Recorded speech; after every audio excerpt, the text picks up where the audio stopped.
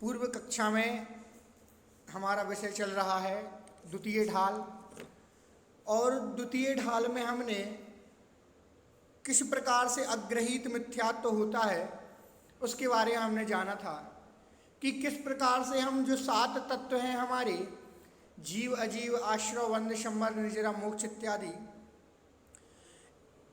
इनके द्वारा और इनमें हम किस प्रकार से विपरीत सिद्धांत किया करते हैं, तो ये सारा विषय हमने क्या पूर्व कक्षा में पढ़ा हुआ था।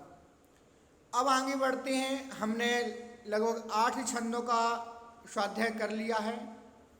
बचे हुए शेष सारे छंदों में अब हमारे लिए गृहीत मिथ्यात्व के बारे में पढ़ाई करनी है कि गृहीत मिथ्यात्व क्या कहलाता है। तो आज हम पढ़ेंगे कि गृहीत मिथ्यात्व के अंतर्गत क्या आता है और गृहीत मिथ्यात्व क्या कहलाता है। तो उसके पहले थोड़ी सी पुछाई 5 मिनट, उसके बाद में पढ़ाई होगी।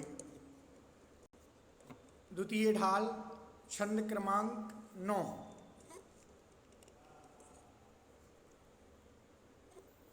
आज हमें पढ़ना है गृहीत मिथ्यात्व के बारे में। गृहीत मिथ्यात्व क्या है।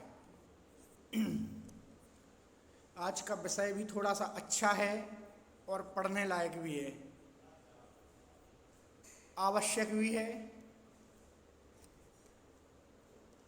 चलिए, छंद क्रमांक 9, गृहीत मिथ्या दर्शन और कुगुरु का स्वरूप। पहले ये इसमें 3 पंक्तियां दी गई हैं, तो तीनों पंक्तियों के एक साथ अर्थ पढ़ेंगे हम। जे कुगुरु कुदेव कुधर्म सेव पोसे चिर दर्शन मोह एव अंतर रागादिक धरे जेह बाहर धन अंबर ते स्नेह। जे कुगुरु कुदेव कुधर्म सेव पोसे चिर दर्शन मोह एव अंतर रागादिक धरे जेह बाहर धन अंबर ते स्नेह। धारे कुलिंग लहि महत भाव ते कुगुरु जन्म जल उपल नाव। धारे कुलिंग लहि महत भाव ते कुगुरु जन्म जल उपल नाव। क्या कह रहे हैं यहाँ पर, जो जे अर्थात जो भी कुगुरु, कुदेव एवं कुधर्म। कु शब्द का अर्थ होता है खोटा।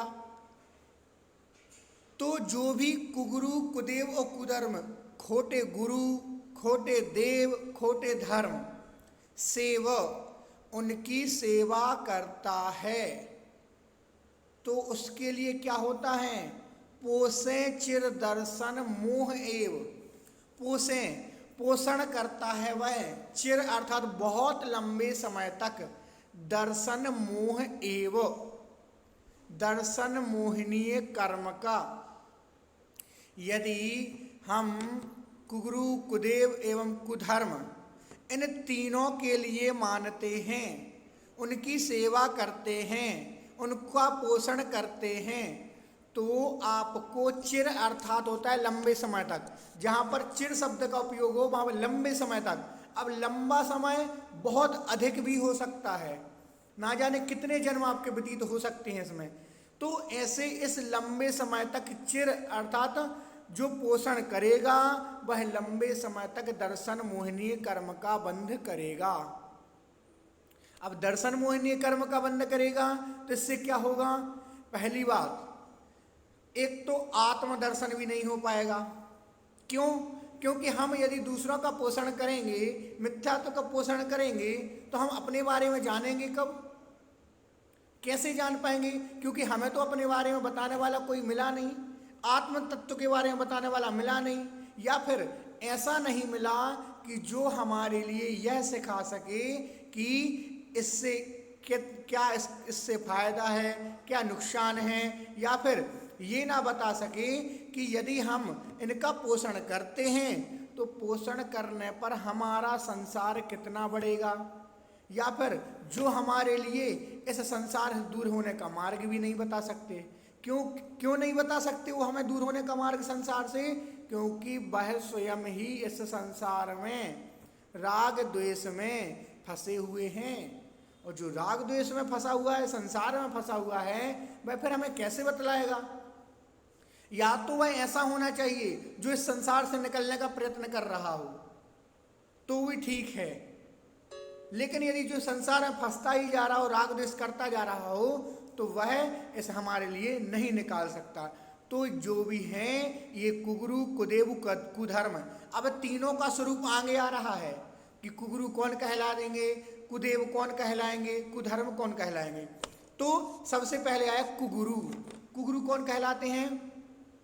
अंतर में राग आदिक धरे जे है। जो भी ऐसा गुरु जो अंदर तो क्या कर रहे हैं, राग द्वेष कर रहा है, किसी से राग कर रहा है, किसी से द्वेष कर रहा है। यदि हमारे भी साधु हैं, यदि वह विशेष किसी से राग, किसी से द्वेष रखते हैं, तो वह भी क्या, आप स्वयं परीक्षण करें, क्या वह सच्चे गुरु में आएंगे? क्या नहीं आएंगे। क्यों नहीं आएंगे? क्योंकि यदि वह द्वेष रख रहे हैं तो फिर तो वो हमारी जैसी स्थिति हो गई उनकी भी। क्यों? उनका गुण स्थान पहला आ गया। अब द्वेष करेंगे, किसी से राग कर रहे हैं, विशेष किसी से विशेष द्वेष कर रहे हैं, या फिर किसी भी प्रकार का जे बाहर धन अंबरते स्नेह। और दूसरा लक्षण क्या कहा? जो भी बाहर से धन अंबरते अर्थात वस्त्रों से स्नेह अर्थात युक्त हैं। जो भी आप ऐसा देखो, या तो धन पैसा रखते हों, या फिर वस्त्रों का भरण अर्थात वस्त्र पहनते हों, अंतर में राग द्वेष रखते हों, किसी से विशेष लगाव है, किसी से विशेष द्वेष है, यदि ऐसा उनका हमारे लिए नेचर दिखता है, ऐसी उनमें खासियत दिखती है कि पैसा भी रखे हुए हैं, वस्त्र भी पहनते हैं, या फिर किसी से विशेष राग द्वेष रखते हैं, किसी को हर समय मारने के भाव रखते हों, तो वह नियम से कुगुरु कहलाएंगे। ठीक। धारे कुलिंग लही महत भाव। धारण तो किए हैं कौन सा? कुलिंग, खोटा लिंग अर्थात खोटे भेषों को। कुलिंग अर्थात भेष, जो खोटे भेषों को धारण किए हुए हैं। खोटा भेष क्या है? कि खोटा भेष है, मान लो एक डरावनापन। हम कुगुरुओं को देखते हैं आकर के, कभी देखा होगा कोई ऐसा रूप धारण करते हैं, बाल हैं तो इतने बड़े बड़े हो रहे हैं, दाढ़ी मूछे हो रही हैं, नाखून भी बड़े हो रहे हैं, अपने शरीर पर कुछ ऐसा लगा करके रखे हैं कि लोगों को एक गंदा दिख रहा है या फिर डरावना दिख रहा है। वस्त्र ऐसे पहने हुए हैं जो बिल्कुल अलग हैं, उचित नहीं हैं। तो ऐसे जो कुलिंग को धारण किए हुए हैं, और ऊपर की बातें जो राग आदिक धारण किए हुए हैं, धन अंबर से युक्त हैं, तो वह भी कुलिंग के अंतर्गत आएगा। तो धारे कुलिंग लही अर्थात ग्रहण करते हैं महत्भाव, और दूसरों को क्या बताते हैं कि मैं महात्मा हूँ, मैं ये हूँ, मैं उत्कृष्ट हूँ।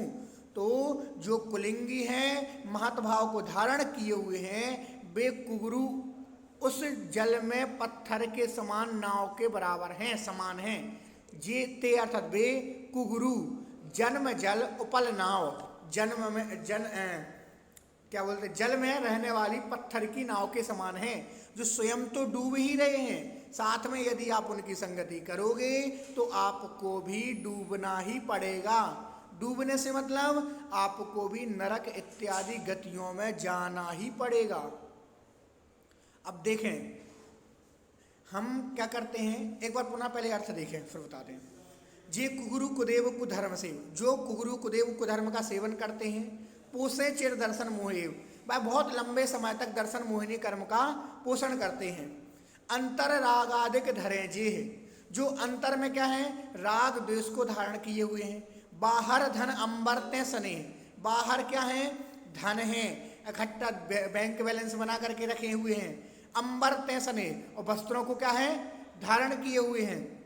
एवं धारे कुलिंग, और जो खोटे भेष को धारण किए हुए हैं, ऐसे जो उचित भेष नहीं है उस भेष को यदि धारण किए हुए हैं एवं अपने आप को महत भाव अर्थात अपने आप को महात्मा कह रहे हैं, तो ए वे गुरु उसके समान हैं जैसे कि जन्म जल उपल नाव, पानी में पत्थर की नाव के समान, जो स्वयं तो डूबेंगे ही साथ में आपको भी डूबा करके ले जाएंगे। जो खोटे गुरु, खोटे देव और खोटे धर्म की सेवा करता है वह सदा दर्शन मोहिनी कर्म को मजबूत करता है। जो भीतर मन में राग द्वेष भाव करते हैं और बाहर धन धान्य वस्त्र आदि में ममत्व रखते हैं, स्वयं को बड़ा मानकर खोटा भेष धारण करते हैं, वे कुगुरु अर्थात खोटे गुरु कहलाते हैं। जो संसार रूपी जल में तैरने के लिए पत्थर की नाव के समान हैं। आपको तो कहेंगे कि मैं आपको तैरा करके ले जा रहा हूँ, पार करा दूंगा, लेकिन वह तो उन्हीं के समान होगा जो पत्थर की नाव लेकर के आपको तैराने के लिए जा रहे हैं। कि आप यदि बैठोगे तो वो तो डूबेंगे, सो डूबेंगे ही, आप भी साथ में डूब जाओगे। जो संसार रूपी जल में तैरने के लिए पत्थर की नाव के समान हैं, जो स्वयं तो डूबती ही है, साथ ही उसमें बैठने वाला भी डूब जाता है। ठीक आया समझ में? ये होता है कुगुरु का लक्षण। अब आप स्वयं परीक्षण करो कि हमारे द्वारा हम कहाँ पर किन कुगुरुओं के लिए मान रहे हैं। यदि हम उनको मानते हैं तो अब स्वयं का परीक्षण करें हम कि हमने किस प्रकार से या फिर किसी भी तरीके से क्या कुगुरुओं का पोषण किया। हाँ किया। अब कैसे किया? तो सबसे पहले तो ये देखो कि हम अपने जैन धर्म को अभी थोड़ा दूर रखो, अब अदर में जाओ थोड़ा। आपने किसी भी अन्य साधु के पास अन्य मतावलंबी, जो अन्य मतावलंबी हैं, क्या हम उनके पास जा कर के उनको पूजते हैं, उनकी भक्ति करते हैं, उनके लिए दान देते हैं, करते हैं क्या? या फिर जाकर के पूजन पाठ भी कर लेते हैं? यदि ऐसा करते हो तो नियम से अब आपका सम्यक तो नहीं। विचार कर लो। आप यदि सम्यक दृष्टि बनना चाहते हो, सम्यक दर्शन के आगे के लिए पोषण करना चाहते हो, आप चाहते हो कि मेरा सम्यक दर्शन हो, मैं सम्यक दर्शन के आगे बढ़ूं, गुणस्थान मेरा भी आगे बढ़े, तो सबसे पहले ये तीनों चीजों को छोड़ना ही पड़ेगा। कुगुरु, कुदेव और कुधर्म। कुगुरु आया समझ? या तो देखो, अगर कोई भी ऐसा है जो धन पैसा इत्यादि रखता हो, सच्चा गुरु नहीं, वस्त्रों को धारण करता हो, सच्चा गुरु नहीं, अंदर राग द्वेष विशेष रखता हो, सच्चा गुरु नहीं। अब बताओ आप स्वयं परीक्षण करके कि ये तीन लक्षण से जो सहित हैं, उनके अलावा क्या आप जिनको मानते हो, उनके अलावा किसी और को नहीं मानते, तो आपका सम्यक दर्शन का अंश कुछ बन सकता है। कौन कौन मानता है कि मैं सम्यक दृष्टि हूं अपने आप को? कौन कौन मानता है बताओ जरा, जरा हैंड रेस करो। कौन कौन मानता है अपने आप को सम्यक दृष्टि? एक भी हाथ ऊपर नहीं आया। अब बताओ क्यों नहीं आया? स्थिति ये हो जाती है, आज थोड़ा विषय आते हैं। ठीक, स्थिति यह हो जाती है कि हमारे साथ में स्थिति सबसे बुरी ये है कि हम यहां भी जाते हैं, वहां भी जाते हैं, इनको भी मानना है, हमें उनको भी मानना है। दृढ़ता नहीं होती हमारे अंतर में। क्यों नहीं होती? क्योंकि हमें भटकाने वाले अधिक हैं, मार्ग में लाने वाले कम। होता है ऐसा? अवश्य होता है। हम क्या करते हैं, हमारे लिए हमने 10 दिन 15 दिन तो क्या अपने गुरु महाराज को अच्छा माना, बहुत श्रद्धा जुड़ी। क्यों जुड़ी? हमारे नगर में आए थे, उन्होंने 4-8 दिन प्रवचन दिए, 15 दिन बाद बिहार हो गया। अब 15 दिन के बाद 10 दिन और असर रहा, 25 दिन बीते हुए, 26वें दिन चलो भाई जाते हैं, करते हैं। क्यों करते हैं ऐसा? हमारी श्रद्धा मजबूत नहीं है, हमें अपने आप पर ही विश्वास नहीं है, हमें अपने गुरु महाराज पर ही विश्वास नहीं है, हमें अपने धर्म पर ही विश्वास नहीं है। तो फिर अब जब आपको अपने ऊपर विश्वास नहीं है तो दूसरे के पास जाकर के कैसे विश्वास को प्राप्त करोगे आप? आपको तो अभी अपने ऊपर ही विश्वास नहीं है ना, कि भाई मेरा धर्म है, मैं ये मान रहा हूं ये गलत है सही है, मेरे भगवान सही है गलत है, मेरे गुरु महाराज सही है गलत है। यदि आपको अभी इनमें ही श्रद्धा नहीं है तो अन्य जाकर के और कहीं जाकर के क्यों अपना समय बर्बाद कर रहे हो? क्योंकि जब आपको अपने आप पर विश्वास नहीं है तो वहां जाकर भी विश्वास नहीं होगा। एक दिन काम बन गया तो थोड़ा बहुत श्रद्धान हो गया, बन गया, लेकिन दूसरे दिन आज कहीं आप जा रहे हो, वहां पर जाकर के आपका यदि आज काम नहीं बना, एक काम बना दूसरा काम नहीं बना, अब वहां से भी स्थिति आपकी चलो तीसरे के पास चलते हैं, होता ना ऐसा। गुरु एक होना चाहिए, मानते हैं साधु सब हैं, लेकिन अपने जीवन में एक सिग्नल बनाओ। महाराज एक हमेशा बात कहते हैं, अपने जीवन में एक ऐसा गुरु रखो जिसके पीछे हम सब कुछ कर जाएं। उन्होंने कह दिया यदि कि ये सही है तो यही सही है, भले ही गलत हो। एक ऐसा गुरु बनाना चाहिए हमेशा, और गुरु की पहचान करके बनाना चाहिए कि कहीं ऐसे लक्षण वाले तो नहीं हैं, परिग्रह से युक्त तो नहीं है। हम अपने ही गुरु महाराजों में देखें, हम क्या कहते हैं, हमारे अंदर एक छोटा सा वो आता है विकल्प कि हमसे तो श्रेष्ठ हैं, कहते हमसे तो श्रेष्ठ हैं। क्यों है श्रेष्ठ? भाई एक टाइम आहार कर रहे हैं, नग्न दिगंबर हैं,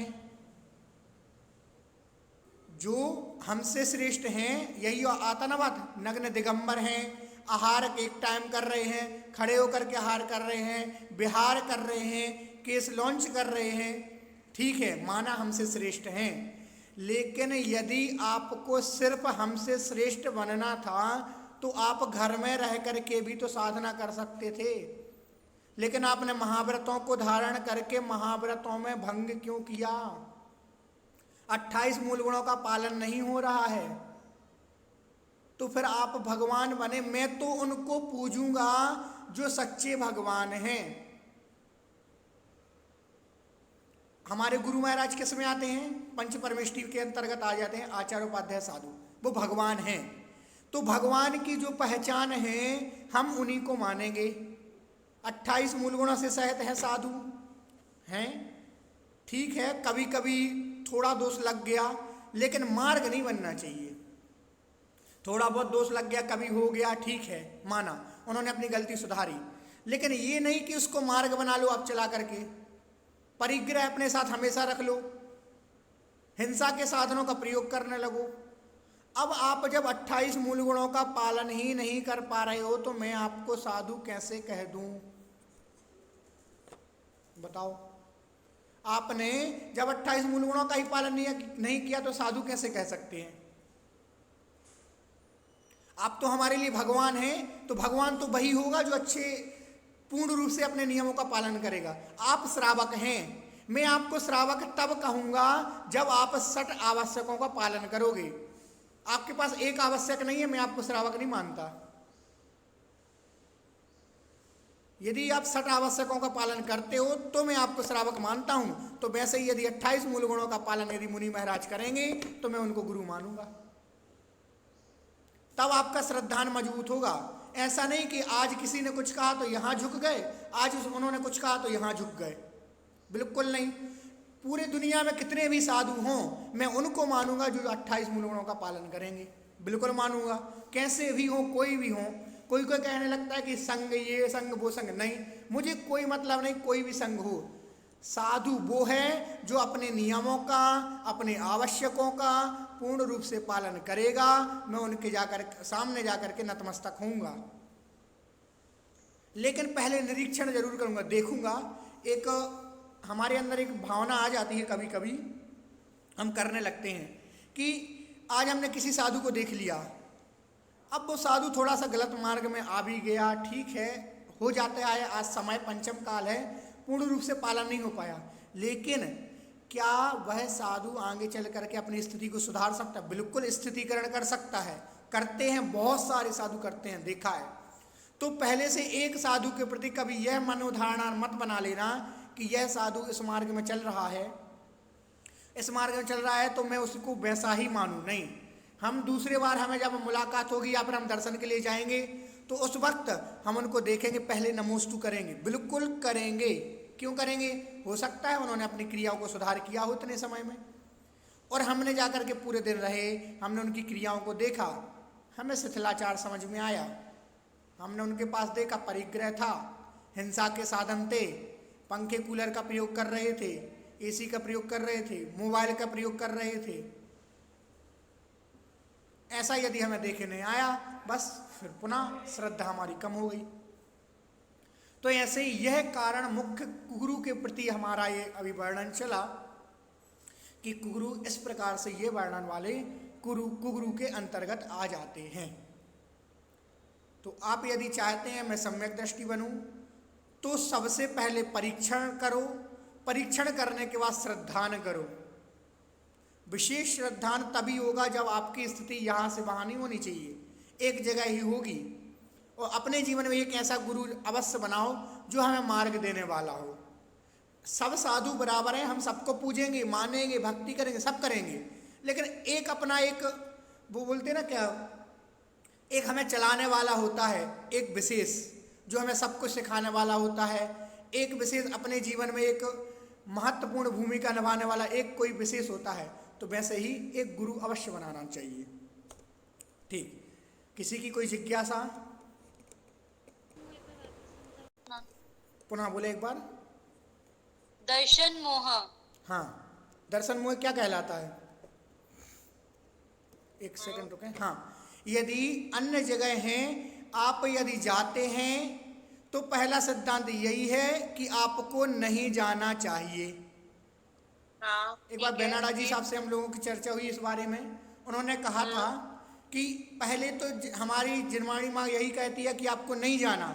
दूसरी बात, यदि मान लो दार्शनिक स्थल हुआ, पर्यटक स्थल हुआ, वहां पर कुगुरु कुदेव कुधर्म का पोषण है, तो आप जा रहे हैं, तो जाते वक्त उसकी सुंदरता को देखा, आपने देख लिया, ठीक है, लेकिन देखने के बाद में उनका गुणानुवाद नहीं करेंगे।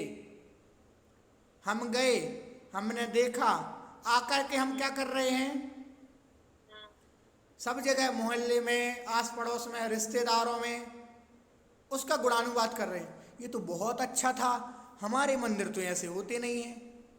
अब उस वक्त आपने अपने धर्म को पीछे कर दिया। जितना अधिक आप उनके बारे में बोलोगे, प्रभावना किसकी हुई? उनकी हुई। तो ये गलत। लेकिन भैया जी, जैसे हम देखने जाते हैं, कोई मंदिर बहुत अच्छे बने हुए होते हैं। और बता रहा हूँ, और बता रहा हूँ, सारी चीजें बता रहा हूँ। आप गए, देखा, देखाओ, अपना जो ग्रुप था उसमें बात खत्म कर दो, बस। अब आगे से उसकी चर्चा नहीं होगी।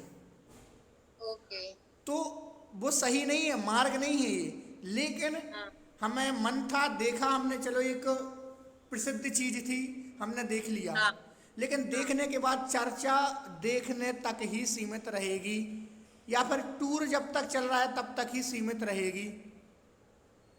उसके बाद खत्म, कोई चर्चा नहीं, कुछ नहीं। हमने देखा, हमारे ग्रुप वालों ने देखा, और जिसको देखना वो आकर के देख जाएगा, हम उसका गुणानुवाद नहीं करेंगे, हम उसकी प्रभावना में शामिल नहीं होंगे, तो ठीक है। लेकिन पहला मुख्य कारण यही है, नहीं जाना चाहिए।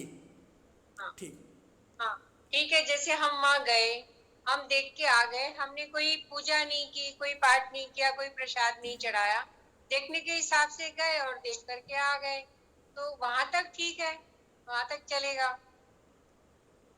नहीं चलेगा, चलना तो नहीं चाहिए, बिल्कुल भी नहीं चाहिए, ये भी नहीं चलना चाहिए। लेकिन मैंने क्या कहा आपको, मैंने आपको क्या कहा? मैं देखने के उद्देश्य से जा रहा हूँ। हाँ ये तो बोलो, हाँ ठीक है, माना, देखने के हाँ उद्देश्य से जा रहा हूं, लेकिन देख आओ बस। हाँ लेकिन हाँ देखने के बाद अपने तक ही सीमित रखेंगे बस। हाँ, ठीक है, वो चलेगा। हाँ, ये चलेगा। चलेगा नहीं, चला रहे हैं हम, ये हाँ मार्ग नहीं मीन्स है। हम मतलब अपने, गए, अब जैसे गए तो सबके साथ गए तो हाँ हाँ, फिर देखो, देख होता करके है, आ गए। बिल्कुल होता है, माना, हाँ लेकिन मैं क्या कह रहा हूं, चलेगा नहीं, चला रहे हैं हम। हाँ हम अपने लिए चला रहे हैं, हमें देखा, सुंदरता देखनी थी, अच्छी चीज देखनी हाँ थी, तो हम चले गए।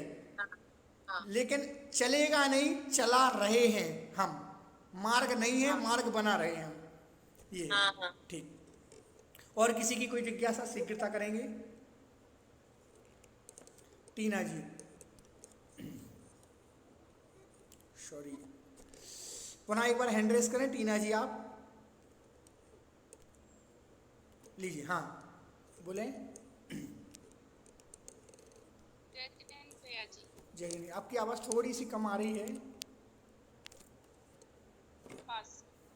जय जिनेंद्र भैया जय जिनेंद्र जी आ बोलिए। गई। हाँ, बोलिए। जैसे कि ये 28 मूल गुण में से मतलब कुछ कम है या सही नहीं है, तो हमें किसी और को भी इसके बारे में बताना चाहिए या अपने तक ही सीमित रखनी चाहिए ये बात? पहली बात, पहले तो रखो अपने तक सीमित। प्रश्न था कि यदि हमने देखा, हमने जाना, तो उस वक्त दूसरों को बताना चाहिए, नहीं बताना चाहिए? सुनो, हमने पहले देखा कि नहीं के लिए ये शिथिलाचार हैं, 28 मूलों का पालन नहीं कर रहे हैं, लेकिन हमने जाना, अब हम नहीं मानेंगे।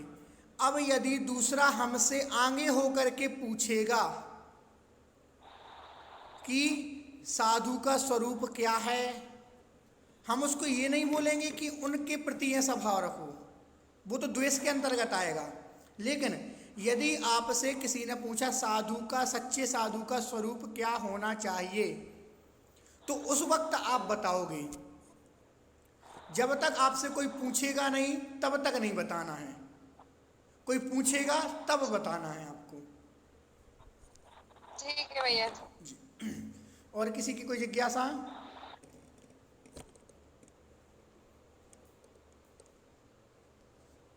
किसी की कोई जिज्ञासा नहीं? तो अब आपने जो सारी चीज़ों को अभी सुना, समझा, अब स्वयं एक बार आप विचार करना कि मुझे क्या करना है, क्या नहीं करना है, किनको मानना है, किनको नहीं मानना है। यदि आप चाहते हैं मैं एक सच्चा श्रावक बनूं, सच्चा सम्यक दृष्टि जीव बनूं और अपना कल्याण चाहते हो, जब तक सम्यक दर्शन नहीं, तब तक आपका कल्याण नहीं। ये बिल्कुल स्पष्ट है कि जब तक सम्यक दर्शन नहीं, तब तक कल्याण नहीं। इसीलिए सम्यक दर्शन के कारणों को जानो। आज हमने एक कारण जाना, कल हम दूसरा जानेंगे। आज एक को त्यागने का भाव बनाएंगे, कल दूसरे को भी त्यागने का हम भाव बनाएंगे। हर चीज में जरूरी नहीं कि पूरा हो जाए, थोड़ी थोड़ी छूट होती है, परंतु मार्ग नहीं होता है। तो ऐसे उसको विचार करो और उसको छोड़ने का प्रयत्न करो कि हमें ये सारी चीज़ें को छोड़ना है। ठीक आया समझ में? आज की कक्षा का विषय अच्छा था, उसको पढ़ो, पुनः से अध्ययन करो।